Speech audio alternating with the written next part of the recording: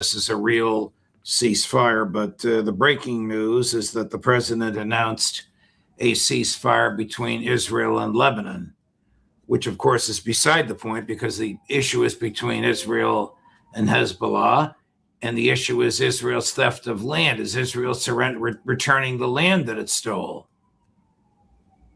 Let me say, first of all, Judge, that every time I watch your introduction, I get a lump in my throat. It's beautiful. James Madison would say, "Onward, Judge." Well, Chris put it together, but it's Ron Paul in part and me in part. Yeah. Thank you, Colonel. It's very nice of you. I think was Trump trying to dupe into believing that there is peace between Israel and Lebanon? Well, President Aoun has pretty much summed it up as he only can at this point. I'm not going to talk to the bastard. I mean, that's essentially what he said. So how are you going to affect some kind of agreement, Trump, Netanyahu, anyone, if the president of Lebanon knows what you're trying to do to him once again? Maybe not that Aoun, but previous Aouns and many other Aoun-like characters have been just absolutely destroyed by the United States' diplomacy in Lebanon, particularly when it pertains to Israel. And it almost always does, because, Judge, since Israel decided it wanted to be bigger than its britches allowed, it has been trying to destroy Lebanon, the Paris of the Eastern Mediterranean, the country that had more entrepreneurial people than anyone else, the country that everyone wanted to visit, the city that everyone went to for its beauty and its people and its multiplicity of languages and its multicultural atmosphere. Israel has been trying for 40 freaking years to utterly destroy. That's why they bomb them periodically. Watch their bombs. They don't drop their bombs on enemy. They drop their bombs on Lebanon's infrastructure, economic infrastructure. Every 10 years for the past 50 years, they have done that to try and destroy Lebanon. This is no different, except I think Netanyahu has gotten the idea he's going to take the whole damn country.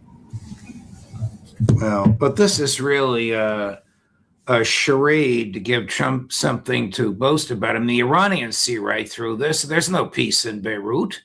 You're absolutely right. There's no peace, and there's not going to be any peace as long as Bibi is pursuing his wider agenda. And Donald Trump is trying to use this to give some semblance of talks bringing success. Islamabad talks have brought nothing but further Iranian demands to go back to the 10 points and quit talking about the other crap. And the Lebanon talks are basically, Aoun has said, okay, we can say that we're talking, but I don't have a whole lot of hope for it. And I don't have much hope at all, because Bibi Netanyahu, you've involved him in it, and he's going to do what he can to destroy us. And I know that. And I know his tactics, and I know his strategy. I've seen it many times before, and my relatives have seen it, and previous presidents have seen it. We know what Israel wants. They want all of us. Is the ceasefire between the United States and Iran a serious, legitimate, bona fide ceasefire with serious, legitimate, bona fide negotiations? I think, or is this just some sort of preparation for the next round? That. Plus, I think both sides are sort of taking stock of the other side right now. And Iran has taken the better stock as far as I'm concerned. You can hurl Bush, the carrier Bush, into the arena. You can increase the number of carriers. You can't do too much more in that regard, though, because we're running out of carriers. You can do all you want in terms of, flexing your muscles, such as they are, with regard to Iran. But I go back to that headline in Haaretz. All Iran has to do to win this conflict is not lose. What Bibi Netanyahu and Donald Trump need is a spectacular victory, and there is no spectacular victory in sight. And I will opine there is none possible. Do the Israelis ever abide a ceasefire? Never. I don't think the Hebrew word must mean the same as the English word. he doesn't seem to know what it is. Look at what he's doing in the West Bank. Look what he's doing in Gaza, East Jerusalem. We're not even paying attention to these things, Judge. He's massacring people on the West Bank. He's massacring people in East Jerusalem. His intent is to use all of this brouhaha over Lebanon and Iran to consolidate the settlers' position in every place where the settlers are. And it's incredible. I've been wondering if, because he's not moving as rapidly as others would like, Naftali Bennett having illuminated that most dramatically, that some settler would do to him what he encouraged them to do to Yitzhak Rabin, shoot him. Because he's not moving fast enough for them. They want the entire thing, and they want it done, and they want it part of Israel. You think Trump even knows the U.S. is paying for all this killing? He has to. I don't see how he could not know that. That's one of the things that I would think he would be apprised of almost on a daily basis, in terms of what laws he's violating and in terms of what monies and arms he's giving to Israel, especially now since there is a meaningful opposition in the Congress developing. They finally found some courage on both sides of the aisle, because there's some Republicans looking at it too. This morning, Judge, one of the Republicans whom I'd never heard of before actually stood up on his hind legs and said, this $1.5 trillion request for the defense budget is ridiculous. This is crazy. We didn't spend this much money in World War II. And he held his chart up to that effect. And he's absolutely right. We did not spend this much money in World War II. So you got some people on the Hill finally acting like they're the people's representatives with regard to appropriations. Secretary Hegseth, recently described by a retired general as a 12-year-old boy in a playpen with new toys, related this morning the administration's mantra that things are going well in Iran because we're dealing with a new administration, a new regime. Well, isn't this absurd? Isn't this ridiculous? You're still for them to claim that they brought about regime change. If anything, these people are as hardline or more hardline than the Ayatollah that Netanyahu murdered. They're dealing primarily, I think, with they're dealing with the president, of course, but I think they're dealing primarily with Abbas Araghchi, the foreign minister, who I compare now to Sergei Lavrov and Wang Yi in China.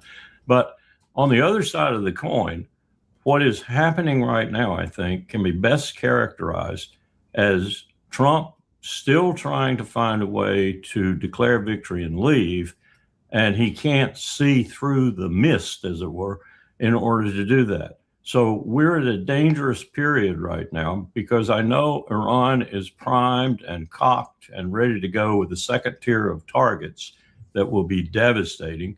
We're talking about targets that if they are even 3/4 successful in destroying, and they were almost 100% successful with the first tier, ask Bahrain and that oldest and largest refinery in that region. If they hit those targets, economists tell me that by June we're in global recession, and by August we're probably in global depression. So this is a humongous effort that Iran could execute and inflict this pain on the world that would not be any more pain for them, but would be significant pain for the rest of the world, particularly that part of the world that depends on the products that flow out of the Bab el-Mandeb, Suez Canal, and out of the Strait of Hormuz. And more than that, really, because we're looking at a real shift right now. For example, the Chinese made an overture to Manila, our principal ally. We still have a treaty with the Philippines, mutual defense board meetings with the Philippines. They are our treaty ally in the Pacific. Beijing made an overture to them that simply said, you're going to run out of oil. We'll take care of you. Well, Manila stood up on its hind legs and said, great, we're willing to talk. So China is peeling our allies away from us, in addition to causing us many, many troubles in Iran, one of which is, I've learned, that they have made one of the most sophisticated satellites in the world overhead available to Iran. Now, this explains what I couldn't figure out before, was how their first tier targets were so precise, so carefully executed, and so devastating. Well, I kind of know now if they had satellite help from China. This is sort of akin to us giving Zelensky in Ukraine the satellite data to hit the Russian nuclear response facilities, if you will. So this is truly developing into a war by proxy of China against us and us against China.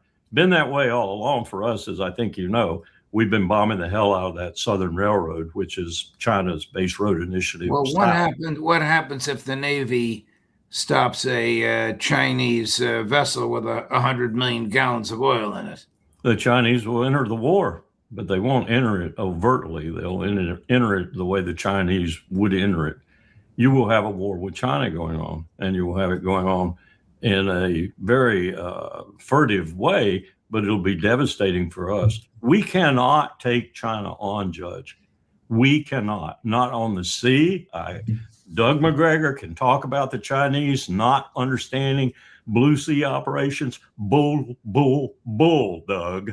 They have a 6,000 ship deep water fishing fleet that plies the oceans of the world every single day, catches more fish than the rest of the world combined, has more ships in it than the rest of the world combined. They know blue sea operations. And if we want to challenge them, we're going to get our ass handed to us in a handbag. Well, here's Admiral Kane trying to please the 12-year-old, General Kane, trying to please the 12-year-old who was standing next to him, Chris, number 6. Let me be clear. This blockade applies to all ships, regardless of nationality, heading into or from Iranian ports.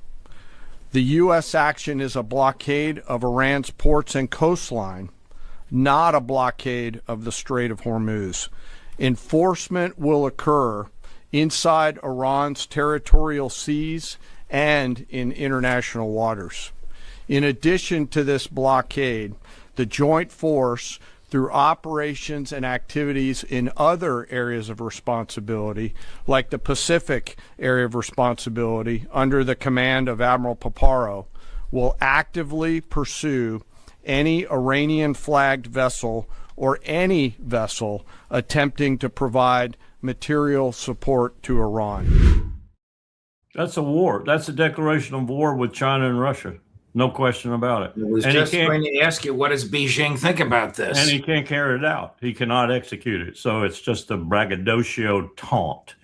He can't carry it out. We don't have the ships, Judge. We don't have the craft. We don't have the stretch and the movement criteria. We don't have in the Pacific Ocean. Are you kidding me, Kane? You came from the Pacific Ocean. You know how big that dude is?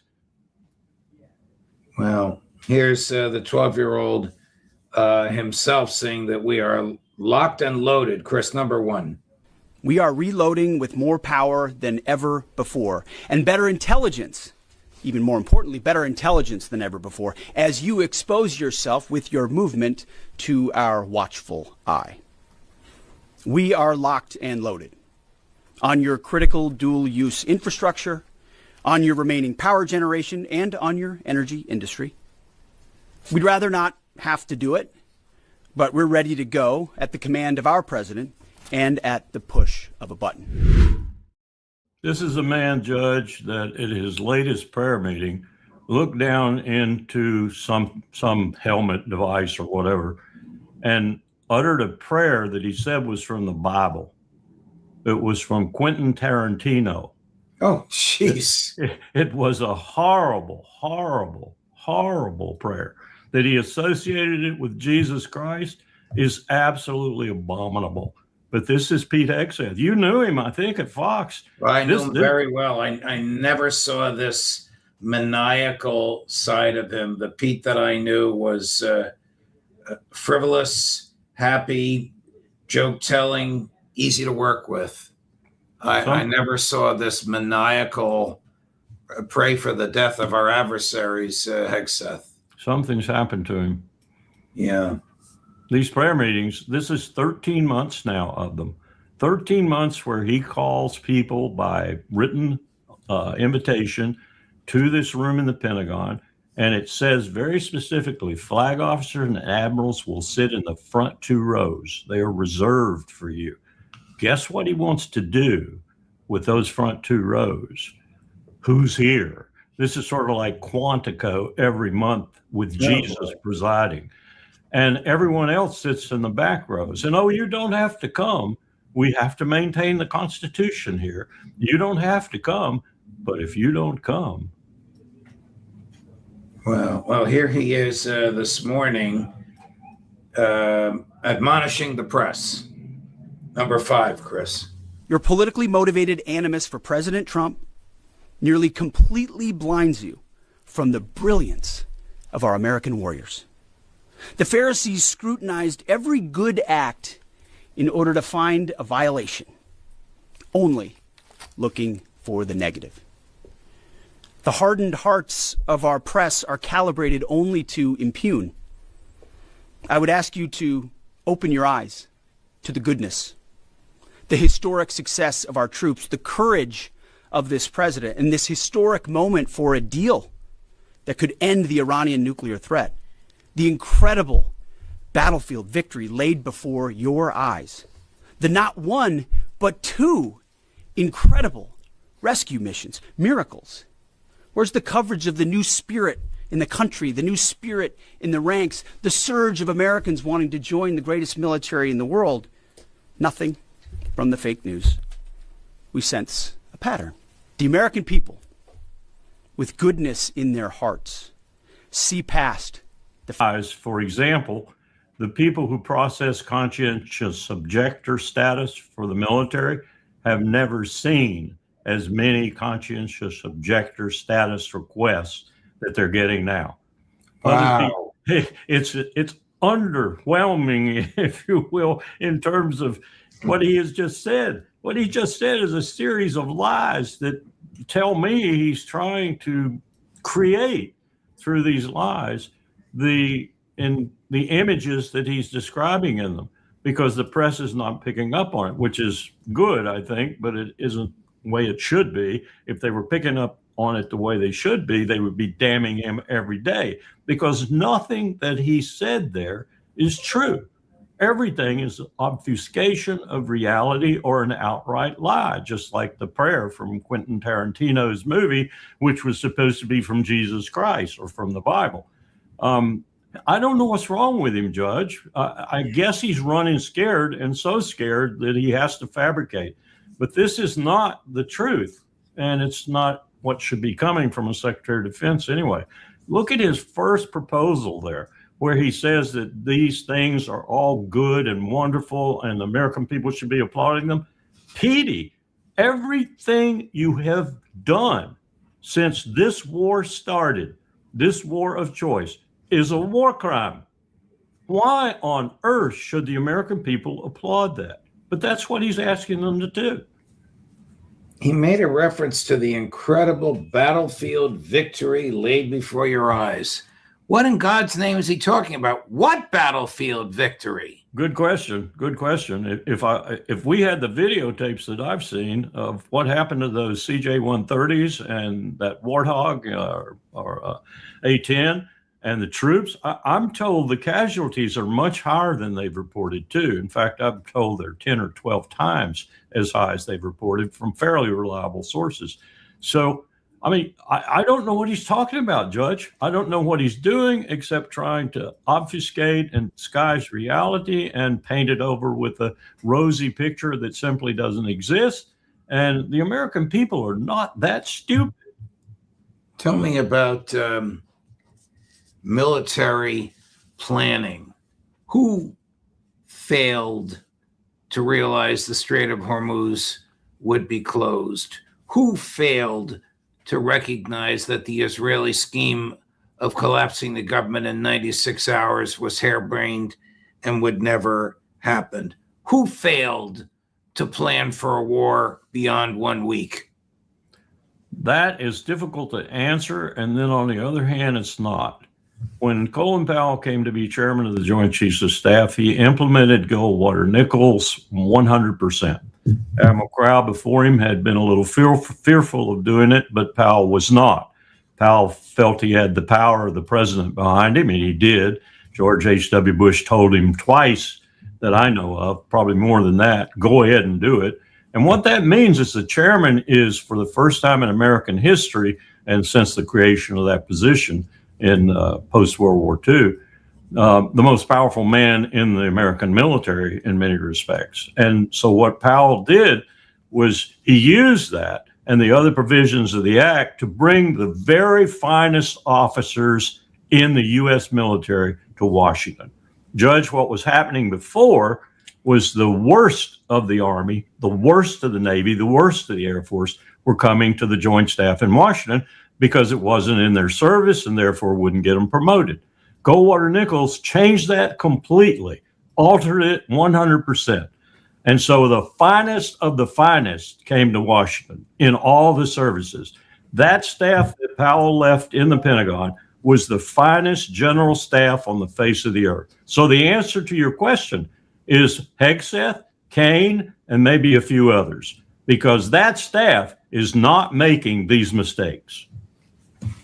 Here's Secretary Hegseth denying, it's tough for me to say this with a straight face, Colonel, that there is any Israeli influence on President Trump. Cut number 7, Chris. Not a single thing has been foisted upon the President of the United States.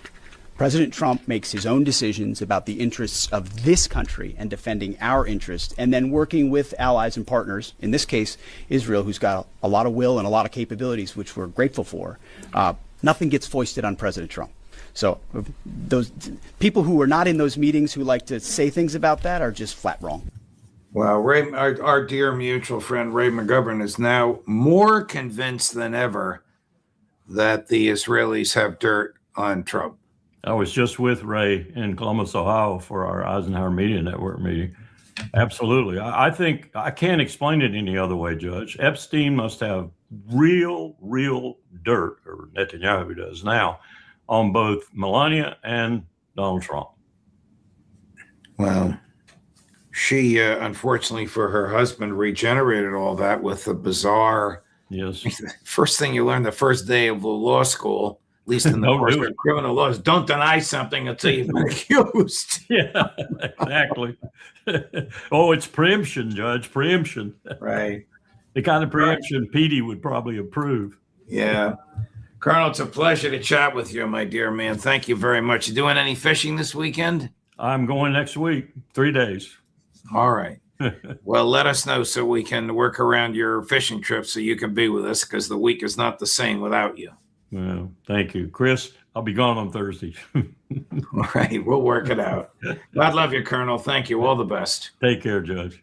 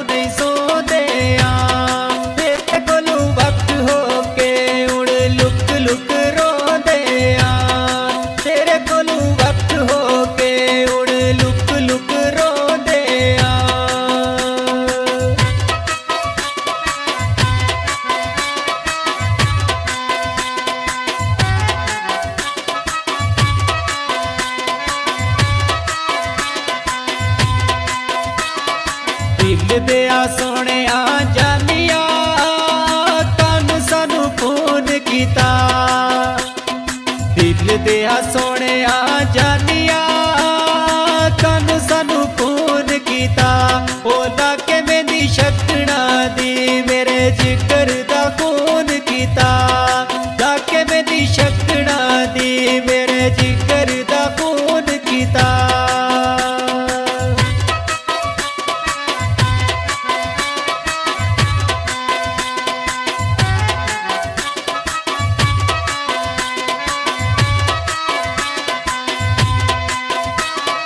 ਦਿਲ ਦਿਆ ਸੋਹਣਿਆ ਜਾਨੀਆਂ ਕਿਉਂ ਸਾਡੇ ਨਾਲ ਦਗਾ ਵੇ ਕੀਤਾ ਦਿਲ ਦਿਆ ਸੋਹਣਿਆ ਜਾਨੀਆਂ ਕਿਉਂ ਸਾਡੇ ਨਾਲ ਦਗਾ ਵੇ ਕੀਤਾ ਪੁੱਛ ਦਿਲ ਜ਼ਖਮੀ ਕੋਲੋਂ ਤੈਨੂੰ ਕਿਸ ਤਰ੍ਹਾਂ ਜੁਦਾ ਕੀਤਾ ਪੁੱਛ ਦਿਲ ਜ਼ਖਮੀ ਕੋਲੋਂ ਤੈਨੂੰ ਕਿਸ ਤਰ੍ਹਾਂ ਜੁਦਾ ਕੀਤਾ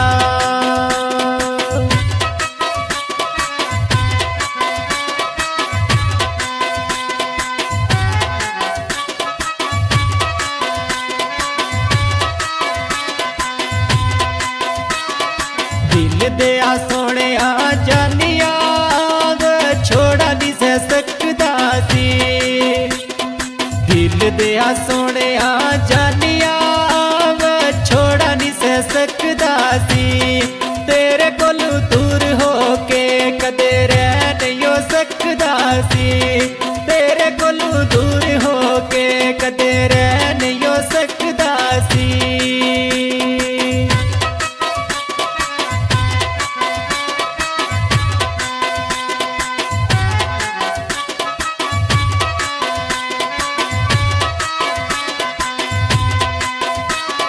ਦਿਲ ਦਿਆ ਸੋਹਣਿਆ ਜਾਨੀਆਂ ਇਹ ਵਿਛੋੜ ਵੇ ਪੈ ਗਏ ਨੀ ਦਿਲ ਦਿਆ ਸੋਹਣਿਆ ਜਾਨੀਆਂ ਇਹ ਵਿਛੋੜ ਵੇ ਪੈ ਗਏ ਨੀ ਉਹ ਤੇਰੇ ਨਾਲ ਜੀਣੇ ਦੇ ਅਰਮਾਨ ਹੀ ਰਹਿ ਗਏ ਨੀ ਤੇਰੇ ਨਾਲ ਜੀਣੇ ਦੇ ਅਰਮਾਨ ਹੀ ਰਹਿ ਗਏ ਨੀ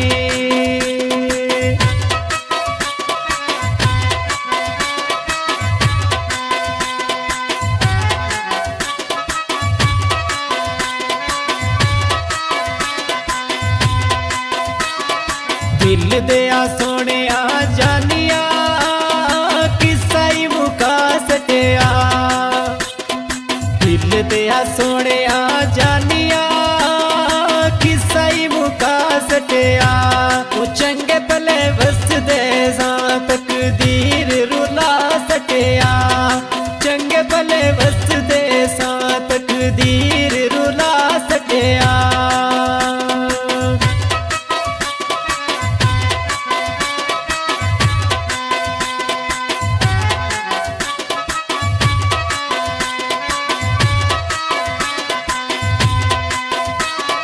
ਦਿਲ ਦਿਆ ਸੋਹਣਿਆ ਜਾਨੀਆਂ ਕਿਸਮਤ ਦੇ ਖੇਲ ਹੁੰਦੇ ਦਿਲ ਦਿਆ ਸੋਹਣਿਆ ਜਾਨੀਆਂ ਕਿਸਮਤ ਦੇ ਵੇ ਖੇਲ ਹੁੰਦੇ ਜਿੰਨਾ ਸੱਚਾ ਪਿਆਰ ਹੁੰਦਾ ਨਹੀਂ ਦੁਨੀਆ ਤੇ ਮੇਲ ਹੁੰਦੇ ਜਿੰਨਾ ਸੱਚਾ ਪਿਆਰ ਹੁੰਦਾ ਨਹੀਂ ਦੁਨੀਆ ਤੇ ਮੇਲ ਹੁੰਦੇ